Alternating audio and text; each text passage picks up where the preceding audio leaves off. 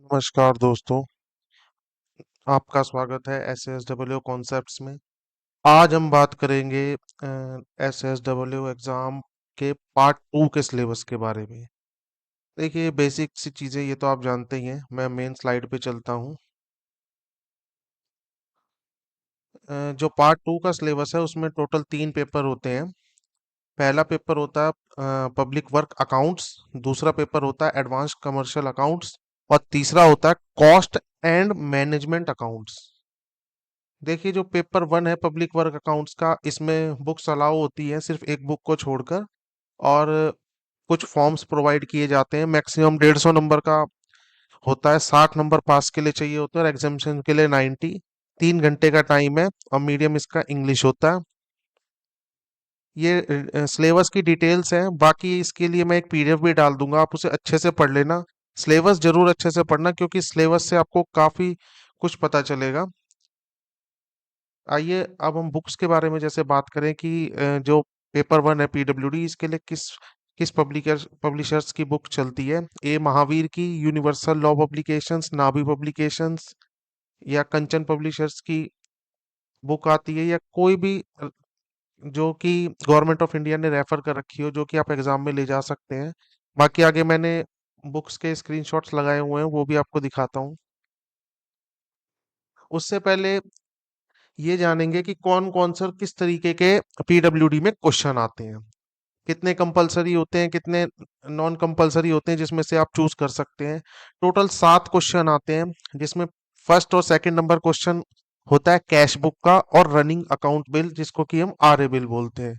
इन दोनों के आपको मैंडेटरी है कि फॉर्म प्रोवाइड किए जाएंगे, क्योंकि बिना फॉर्म के पॉसिबल ही नहीं है कि आप इन क्वेश्चंस को कर पाएं। जो कैश बुक का क्वेश्चन होता है कंपलसरी क्वेश्चन होता है, 60 मार्क्स का होता है। 1 घंटे के आसपास इसमें लग जाता है लगभग किसी को भी करने में। और जो रनिंग अकाउंट आरए बिल का फॉर्म होता है 50 मार्क्स का होता है, ये भी कंपलसरी क्वेश्चन होता है। ये आधे घंटे के अंदर आपका हो जाएगा। उसके अलावा मंथली अकाउंट पूछता है, कभी वर्क एब्स्ट्रैक्ट पूछता है, इनके भी फॉर्म होते हैं।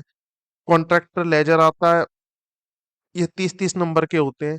ये तीनों इकट्ठे तो नहीं पूछता, कभी दो पूछेगा इसमें से, कभी एक पूछेगा, बाकी कुछ थ्योरी डाल देगा।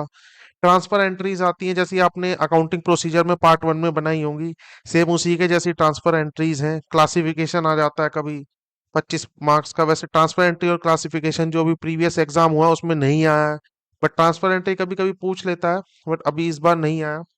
और थ्योरी आती है एक्ट से और बुक से 25 से 30 नंबर की। इस बार भी एक्ट्स में से क्वेश्चन था, बुक में से भी क्वेश्चन था, सीपीडब्ल्यू अकाउंट कोड की। अब बुक्स की बात करेंगे कि कौन सी अलाउ है, कौन सी अलाउ नहीं है।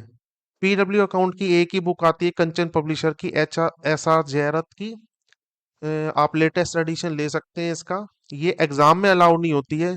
आपका लगभग पूरा जो पीडब्ल्यू डी है इसी से ही कवर हो जाता है। बहुत सिंपल लैंग्वेज में, बहुत ज़्यादा मुश्किल नहीं है। और ये बुक आपकी बहुत इंपॉर्टेंट बुक है। इसका कैसे यूज है, जैसे central public works account code, इसमें से थ्योरी 101% हर बार आई है। और थ्योरी के अलावा ये आपको कैश बुक, आरए बिल, जितने भी क्वेश्चंस हैं उन सभी क्वेश्चंस में, चाहे वो क्लासिफिकेशन है, ट्रांसफर एंट्री है, क्योंकि क्लासिफिकेशन आपका कैश बुक में भी आएगा और भी मंथली अकाउंट में भी क्लासिफिकेशन आएगा, तो हर जगह ये बुक आपको काम देगी। ये बहुत इंपॉर्टेंट बुक है, ये आपको मस्ट है कि आपको चाहिए होगी। बट सीपीडब्ल्यू है अकाउंट कोड, डिपार्टमेंट कोड मत ले लेना, क्योंकि डिपार्टमेंट कोड जो है वो सेंट्रल के सिलेबस में है, सीजीए के, दिल्ली गवर्नमेंट के सिलेबस में नहीं है। हालांकि ऑफिसेज में काम आती है थोड़ी बहुत, बट अकाउंट कोड ही लेनी है आपको। अब ये बुक आती है सीपीडब्ल्यू बुक ऑफ फॉर्म्स, जो है ये भी एक ही पब्लिशर छापता है, नाभि। इसमें कुछ नहीं है, सारे फॉर्म्स दिए हुए हैं।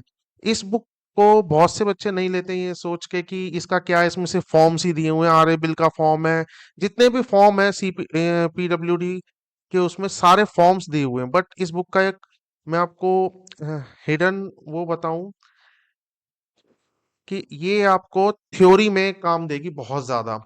थ्योरी जैसे आप जो अकाउंट कोड की बुक है, जो इससे पहले भी आपने बुक देखी सीपीडब्ल्यू अकाउंट कोड, उसकी जैसे थ्योरी आती है, या फिर आपको आरए बिल बनाना है, कैश बुक बनानी है, तो इससे बहुत हेल्प मिलेगी।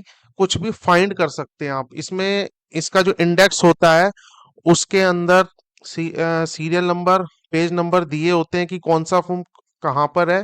बाकी वो जब मैं आपको आगे बताऊंगा, इसके लिए एक अलग से वीडियो बनाऊंगा कि इस बुक को यूज कैसे करना है। उसके अलावा ये एक्ट्स पूछता है, एम्प्लॉयज कंपनसेशन एक्ट 1923 और the payment of wages act पूछेगा। ये आपको बेयर एक्ट लेने हैं, छोटी छोटी किताबें लेनी है, पूरा एक्ट मत ले लेना, पूरा एक्ट तो बहुत बड़ा होता है, 500-600 पेज की बुक हो जाती है। बेयर एक्ट लेने हैं आपको, जो शॉर्ट नोट्स वाले होते हैं। Goods and services tax act, Indian contract act, इन चारों एक्टों में से एक या दो क्वेश्चन हमेशा रहते हैं। इस बार भी क्वेश्चन थे इसमें से। अब हम बात करेंगे पेपर टू की। देखिए पेपर टू जो है, इसमें ना आपको कोई फॉर्म मिलेगा, ना आप कोई एग्जाम में बुक ले जा सकते हैं। 150 नंबर का होता है, पासिंग वही 60, एग्जामेशन 90 पे, 3 घंटे का पेपर है। इंग्लिश मीडियम में आपको देना है, 7 क्वेश्चन आएंगे, 7 में से 5 करने हैं। आइए आगे चलते हैं। इसका भी जो सिलेबस है, इसका सिलेबस बहुत अच्छे से देखिएगा, क्योंकि जो इसका थ्योरेटिकल क्वेश्चंस आते हैं वो इसके सिलेबस में से आए हैं कई बार। इस बार भी एक क्वेश्चन आया था, जैसे आप ये देख रहे हो, valuation of goodwill and shares. ये 5 नंबर में पूछा था, 4 लाइन का क्वेश्चन था, लेकिन हम लोग सिलेबस ढंग से पढ़ते नहीं है, तो इसलिए जिसने पढ़ा था उस वो कर पाया, जिसने नहीं पढ़ा था वो नहीं कर पाया।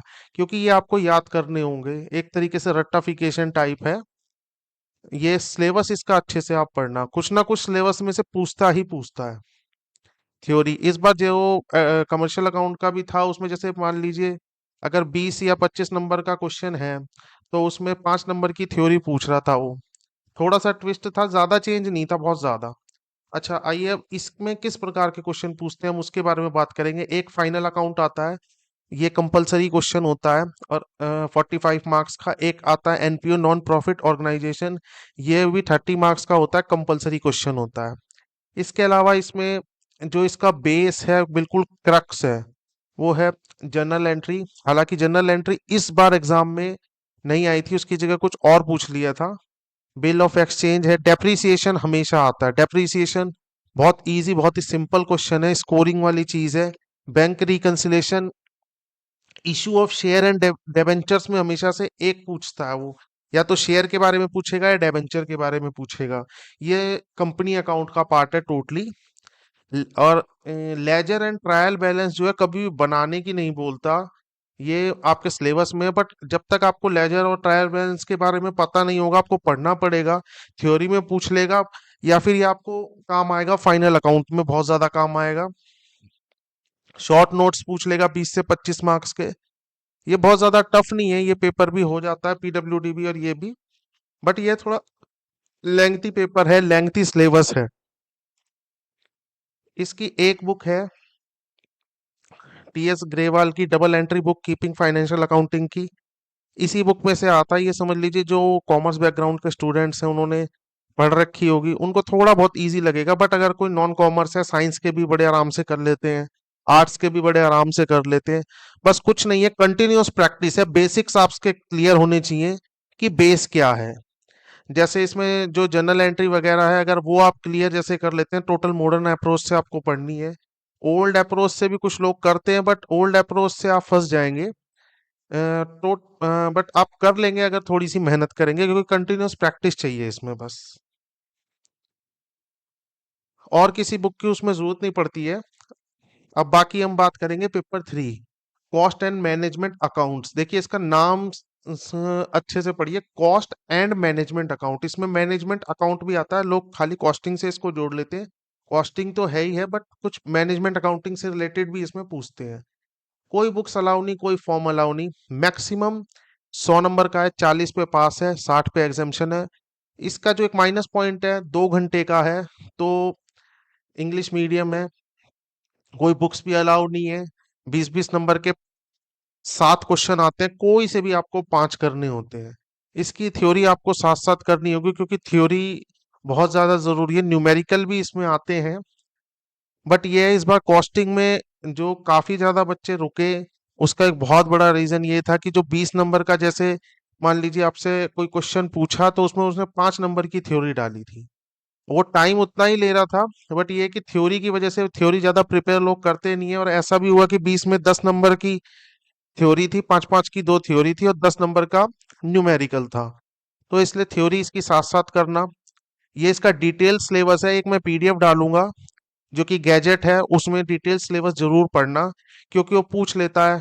ये बिल्कुल बेसिक क्रक्स है कि एडवांटेज ऑफ कॉस्टिंग क्या, what are the principle of costing, methods of costing, abnormal gain, integrated accounts. मैं ये सारा नहीं पढ़ रहा हूँ, आपको बस थोड़ा थोड़ा बता रहा हूँ ताकि आपका ज्यादा टाइम वेस्ट ना हो इसमें।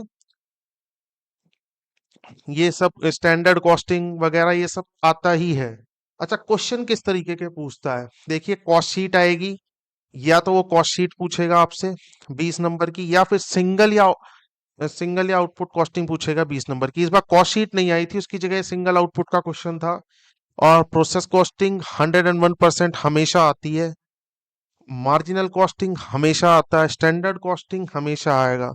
ये तीन तो आपके फिक्स हैं कि आपके तीनों के तीनों क्वेश्चन आएंगे ही आएंगे, क्योंकि इसके बिना कॉस्टिंग का पेपर बनाना थोड़ा टफ होगा। कैपिटल बजटिंग पूछता है, फंड एंड फ्लो मैनेजमेंट नहीं आया था इस बार, reconciliation of cost and financial account, transfer entry, budgeting control.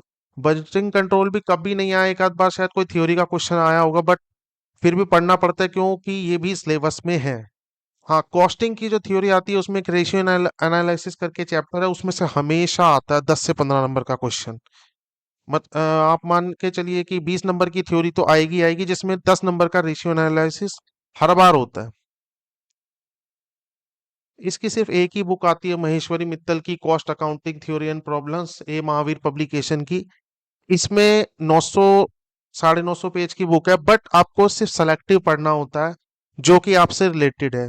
बाकी इसके बेसिक्स जो होंगे वो मैं करा दूंगा आपको, क्वेश्चंस की प्रैक्टिस करनी है, थ्योरी कुछ इंपॉर्टेंट है वो करना है। बस पेपर जो पार्ट 2 है उसमें मेहनत थोड़ी ज्यादा है, बल्कि काफी ज्यादा सिलेबस है, तो उसको कवर अप करना थोड़ा टफ हो जाता है। बाकी आप मेहनत कीजिएगा, कोई मुश्किल नहीं है। बाकी अगर आपको बुक्स वगैरह इनमें से कोई भी चाहिए हो तो लिंक्स भी मैं डिस्क्रिप्शन में डाल दूंगा। Thank you very much.